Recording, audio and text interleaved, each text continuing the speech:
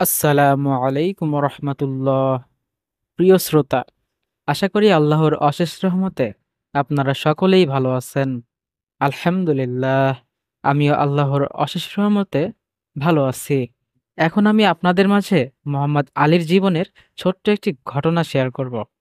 এই ঘটনা থেকে আমরা শিখতে পারবো কিভাবে নিজেকে পাপ কাজ থেকে বিরত রাখা যায়। পাপ কাজ করার ইচ্ছা জাগলে কিভাবে নিজেই নিজের সাথে যুদ্ধ করবেন নিজেকে পাপ কাজ থেকে বিরত রাখার জন্য। এই গল্পটা স্কিপ না করে পুরো গল্পটি ভালোভাবে শুনবেন।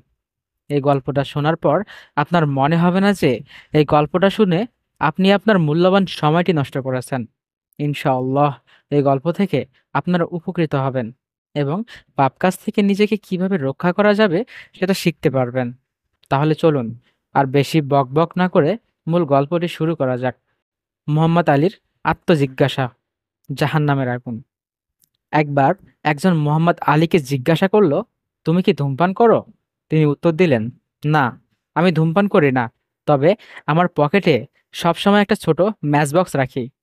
যারা ধূমপান করেন তাদের জন্য এই গল্পটি আরো বেশি প্রয়োজনীয়, তাই গল্পটি এড়িয়ে যাবেন না। লোকটি অবাক হয়ে জানতে চায়, ম্যাচবক্স কেন? মোহাম্মদ আলী বললেন, যখন আমার মন কোনো গুনাহের দিকে ঝুঁকতে চায় তখন আমি একটি কাঠি জ্বালাই, আর সেটা হাতের তালুর কাছে নেই। তখন নিজেকে জিজ্ঞাসা করি, আলী, তুমি তো এই অল্প আগুনের তাপও সহ্য করতে পারছো না, তাহলে কিভাবে জাহান্নামের আগুন সহ্য করবে?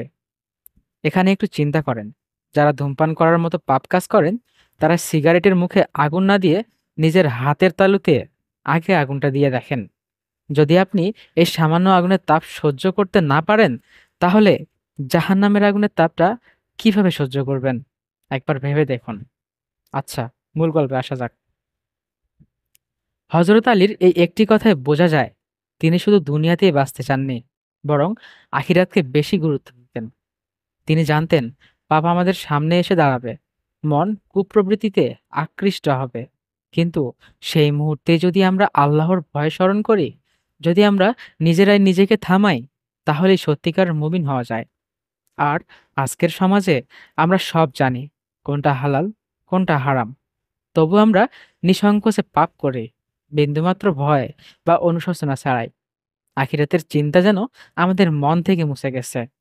হে আল্লাহ, আমাদের অন্তরকে সঠিক বুঝ দাও, আমাদের হেদায়েত দান করো, পাপ থেকে বাঁচার তৌফিক দাও, জাহান্নামের আগুন থেকে আমাদের রক্ষা করো।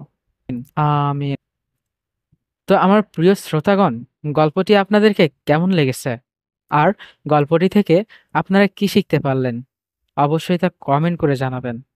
গল্পটি আপনাদেরকে ভালো লাগলেও কমেন্ট করে জানাবেন, ভালো না লাগলেও কমেন্ট করে জানাবেন। সবথেকে বড় কথা হচ্ছে, ভিডিওতে অবশ্যই আপনার একটা মূল্যবান মতামত দিয়ে যাবেন। আর তার থেকেও বড় কথা হচ্ছে, আপনি যদি আমার চ্যানেলে নতুন হয়ে থাকেন, তো আমার চ্যানেলটাকে সাবস্ক্রাইব করবেন। যদি ভিডিওটি ভালো লেগে থাকে তাও সাবস্ক্রাইব করবেন। যদি ভিডিওটি ভালো নাও লেগে থাকে তারপরও সাবস্ক্রাইব করবেন। আসল কথা হচ্ছে, আপনি আমার চ্যানেলটাকে অবশ্যই সাবস্ক্রাইব করবেন। ধন্যবাদ।